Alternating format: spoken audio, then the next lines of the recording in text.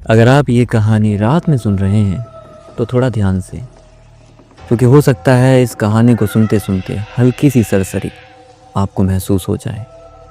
हो सकता है आपके मन में हल्का हल्का डर आने लगे। हॉस्पिटल एक ऐसी जगह होती है जहां लोग अपनी हारी बीमारी का इलाज करवाते हैं। यहाँ ना जाने कितने लोग अपनों को अलविदा कह जाते हैं और इस दुनिया को छोड़ जाते हैं, और ना जाने कितनी जिंदगियां यहाँ नहीं लेकर घर आते हैं। हॉस्पिटल में सकारात्मक और नकारात्मक दोनों तरह की ऊर्जाएं होती है। हॉस्पिटल में भगवान और भूत दोनों की मौजूदगी होती है। ऐसे ही आपको हम आज एक हॉस्पिटल के बारे में बताने वाले हैं, जहां कहा जाता है कि आज भी भूत प्रेत वहां नजर आते हैं और आज भी लोगों को उस कॉरिडोर में किसी के होने का एहसास होता है। स्वागत है आप सबका एक और भूतिया कहानी में। आप सुन रहे हैं जेएस डायरी। मेरा नाम है आकाश।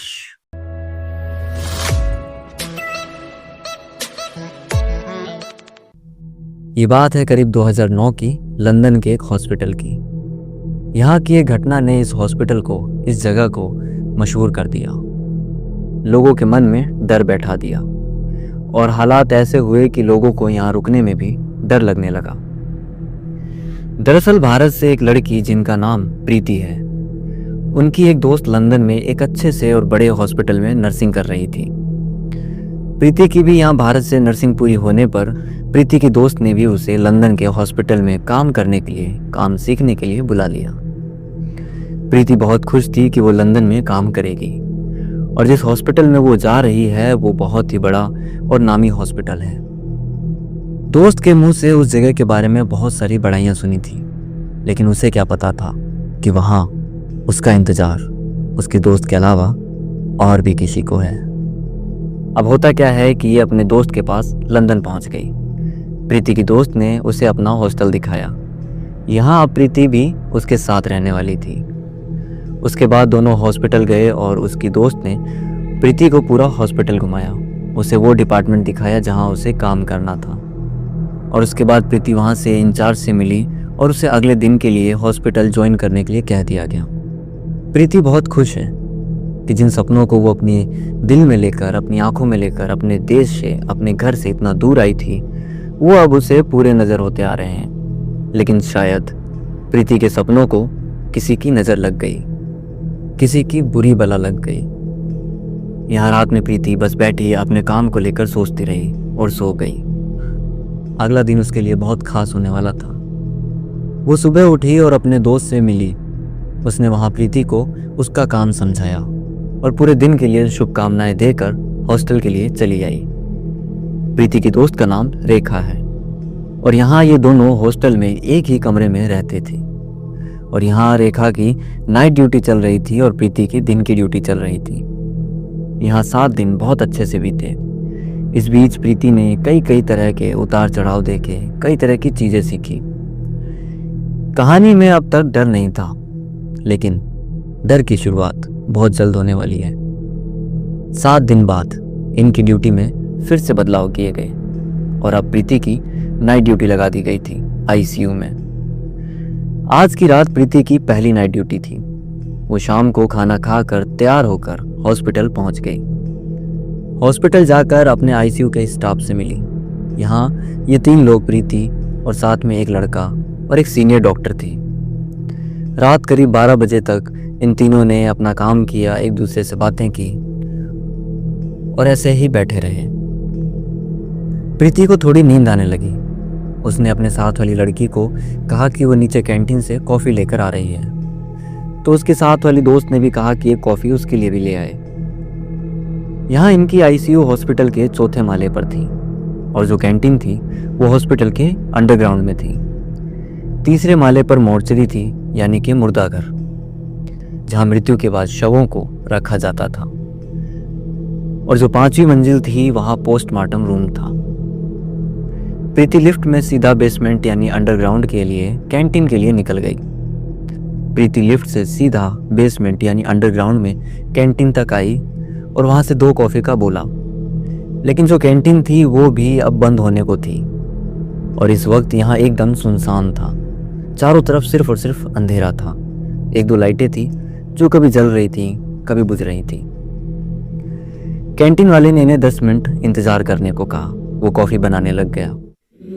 प्रीति को महसूस हुआ कि कोई इस विंग में आखिरी हिस्से की तरफ घूम रहा है। प्रीति को यहाँ किसी के पायल की आवाज़ सुनाई दे रही थी, किसी के जूतों की आवाज़ सुनाई दे रही थी। प्रीति ने एक दो बार कोशिश की, लेकिन अंधेरा इतना ज़्यादा था कि प्रीति को कुछ दिखाई नहीं दिया। लिफ्ट के पास उसे किसी के फुसफुसाने की आवाज़ आई। प्रीति ने इस बात को नज़रअंदाज कर दिया, ये सोचकर कि हॉस्पिटल है, यहाँ तो रात भर लोग आते जाते रहते हैं। उसने अपनी कॉफ़ी ली और वापस लिफ्ट की ओर बढ़ गई। उसकी लिफ्ट चौथे माले पर आ ही रही थी कि अचानक से लिफ्ट तीसरे माले पर रुकी। तीसरे मंजिल पर मोर्चरी थी, मुर्दाघर था। और रात के करीब 1 बजे यहाँ कौन होगा? यहाँ से कौन लिफ्ट में चढ़ेगा? और वैसे भी मुर्दाघर तो रात में लगभग बंद रहते हैं। फिर ये कौन है जिसने बाहर से लिफ्ट को रोका? खैर, यहाँ लिफ्ट का दरवाजा खुला तो सामने एक लड़की खड़ी थी जो देखने में करीब 22-23 साल की लग रही थी। ये लड़की थोड़ी कमज़ोर, थोड़ी उदास लग रही थी। इसे देखते से ही प्रीति को समझ आ गया कि ये बहुत बीमार है। प्रीति ने उस लड़की से कहा कि तुम कौन हो और तुम इस वक्त यहाँ क्या कर रही हो अकेले? उस लड़की ने बिना किसी बात का जवाब दिए लिफ्ट में आई और एक कोने में जाकर खड़ी हो गई। वो लड़की कोने में खड़ी नीचे की ओर अपना चेहरा करके खड़ी रही और उसका चेहरा उसके बालों से ढका हुआ था। प्रीति ने उसके हाथ पर देखा तो बैंगनी रंग का एक बैंड पहना हुआ था जिस पर उसका नाम और उसकी उम्र लिखी हुई थी। प्रीति ने पूछा कि तुम्हें कौन से माले पर जाना है? तो उस लड़की ने 5वें माले की ओर इशारा किया। लिफ्ट चौथे माले पर पहुंची और प्रीति वापस आईसीयू में आ गई। यहाँ तक उसे अभी तक कुछ भी अजीब नहीं लगा। ये रात भी थी और प्रीति अपनी ड्यूटी खत्म करके वापस हॉस्टल आ गई थी। वहाँ उसकी दोस्त हॉस्पिटल के लिए तैयार हो रही थी। प्रीति ने रात में जो कुछ भी हुआ सब कुछ अपनी दोस्त को बताया। उस लड़की के बारे में बताया जो उसे लिफ्ट में मिली थी। उसके बारे में जैसे ही उसके दोस्त ने सुना वो हंसने लगी। उसने कहा कि प्रीति तू मेरे साथ मजाक कर रही है क्या? तू मुझे डराना चाहती है, लेकिन मैं डरने वाली नहीं हूँ। प्रीति समझी नहीं कि उसकी दोस्त ऐसा क्यों बोल रही है।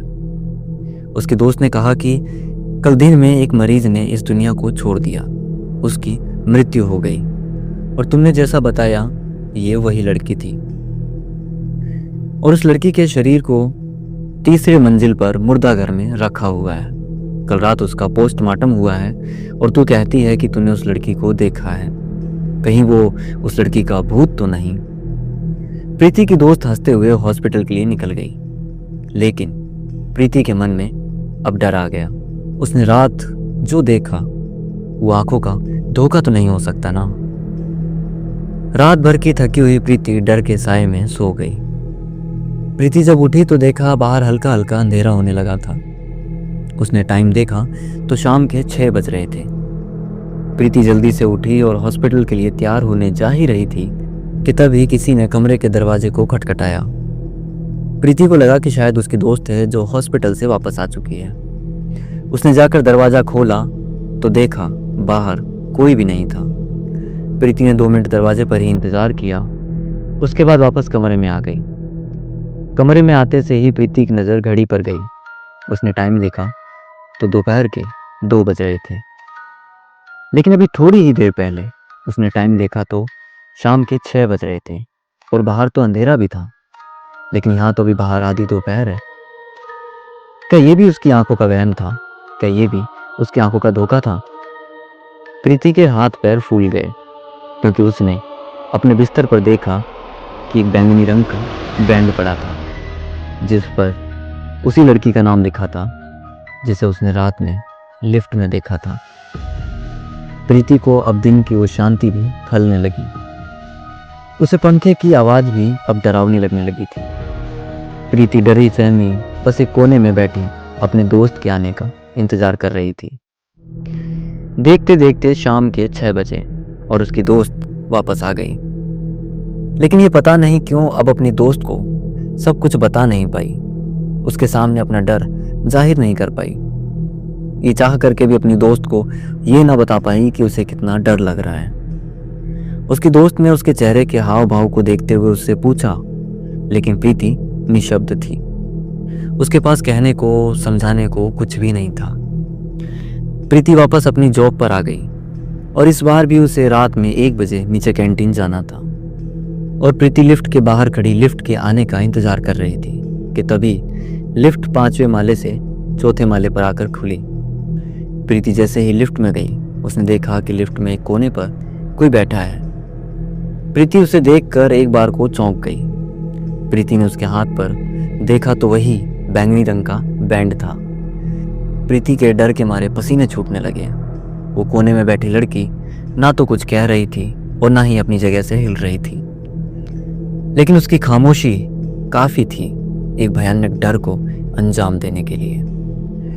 3रे माले पर आकर अचानक से लिफ्ट रुक गई। लिफ्ट का दरवाजा खुला। मुर्दाघर बिल्कुल शांत था। मुर्दाघर में चारों तरफ सिर्फ और सिर्फ अंधेरा था। प्रीति ने कोने में देखा तो वो लड़की अब लिफ्ट में नहीं थी। मन में अब डर और बढ़ता जा रहा था। प्रीति को महसूस हुआ कि कोई अंधेरे से प्रीति की ओर चलता हुआ आ रहा है। प्रीति घबराते हुए जल्दी जल्दी लिफ्ट का बटन दबाने लगी। लिफ्ट का गेट बंद होते ही प्रीति के मन में थोड़ा सा चैन आया। लिफ्ट का गेट बंद होते ही प्रीति ने एक चैन की सांस ली। लिफ्ट रुकी, दरवाजा खुला। सामने फिर मुर्दाघर था। प्रीति के मन में डर अब और ज्यादा था। प्रीति फिर से लिफ्ट का दरवाजा बंद करने लगी और एक कोने में जाकर खड़ी हो गई। लेकिन इस बार भी लिफ्ट चली और रुकी। लिफ्ट का दरवाजा खुला तो सामने फिर से मुर्दाघर था। लेकिन इस बार मुर्दाघर में प्रीति अकेली नहीं थी। इस बार यहाँ कोई और भी था। किसी के कदमों की आवाज आ रही थी और ये धीरे धीरे प्रीति की ओर बढ़ रहा था। अंधेरे में बस एक हल्की सी छवि नजर आ रही थी और ये शायद कोई लड़की है। प्रीति जल्दी जल्दी लिफ्ट का बटन दबाने लगी, लेकिन इस बार लिफ्ट का दरवाजा बंद नहीं हो पा रहा था। प्रीति घबराई डरी बस अपने ऊपर वाले को याद कर रही थी, लेकिन आज शायद उसकी मदद के लिए ऊपर वाला भी जरा देरी से आया।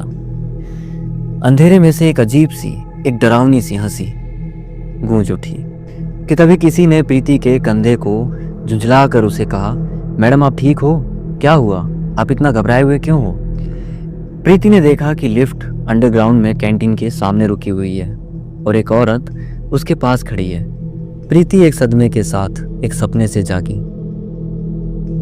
खुद को संभाला और लंबी लंबी सांसें ली। प्रीति वही कैंटीन में जाकर कुछ देर बैठी रही, लेकिन वो यहाँ कब तक बैठ सकती थी?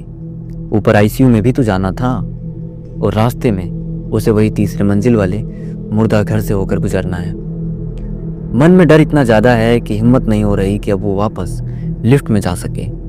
तभी कैंटीन से निकलकर 3 लड़कियां लिफ्ट की ओर जाने लगी तो प्रीति भागती हुई उनके पास गई और उनसे कहा कि मुझे बहुत डर लग रहा है और क्या आप लोग मुझे 4थे मंजिल तक छोड़ सकते हैं? उन लड़कियों ने कहा कि हाँ कोई दिक्कत नहीं, आप आइए, हम वैसे भी 5वें माले पर जा रहे हैं। प्रीति भीड़ में खुद को महफूज महसूस कर रही थी, लेकिन भूत प्रेत के लिए कोई भीड़, कोई जगह मायने नहीं रखती। प्रीति उन तीनों लड़कियों के साथ लिफ्ट में चली गई। वो तीनों लड़कियां लिफ्ट में जाते ही चुपचाप अपना सर नीचे करके खड़ी हो गई।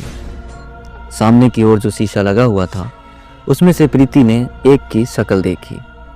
आंखें बिल्कुल काली और चेहरे पर बड़े बड़े घाव के निशान थे। प्रीति की नज़र नीचे उनके हाथों पर गई तो उन तीनों लड़कियों के हाथों में वही बैंगनी रंग का बैंड था जो किसी मरीज के दुनिया छोड़ जाने पर लगाया जाता है, जो किसी की मृत्यु हो जाने पर पहनाया जाता है। मतलब ये तीनों भी भूत हैं। प्रीति बेहोश हो गई। अगली सुबह उसे होश आया, लेकिन उसने जो कुछ भी बताया उस पर किसी को विश्वास नहीं हुआ। प्रीति ने वो हॉस्पिटल छोड़ दिया और वापस अपने देश भारत लौट आई। इस घटना के कुछ दिन बाद ही एक और ऐसी ही घटना सामने आई। इसके बाद से ये हॉस्पिटल और इस हॉस्पिटल का वो कॉरिडोर दोनों मशहूर हो गए और कहा जाता है कि हॉस्पिटल में आज भी 3रे माले पर रात में जाना या रुकना सख्त मना है। आज की कहानी में सिर्फ इतना ही। आपको हमारी कहानी कैसी लगी हमें मैसेज या कमेंट करके ज़रूर बताइएगा।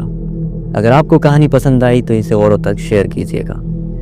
आपसे फिर मुलाकात होगी एक बार फिर एक नई कहानी या एक नई किस्से के साथ में। तब तक के लिए बने रहिए JS डायरी पे। मेरा नाम है आकाश।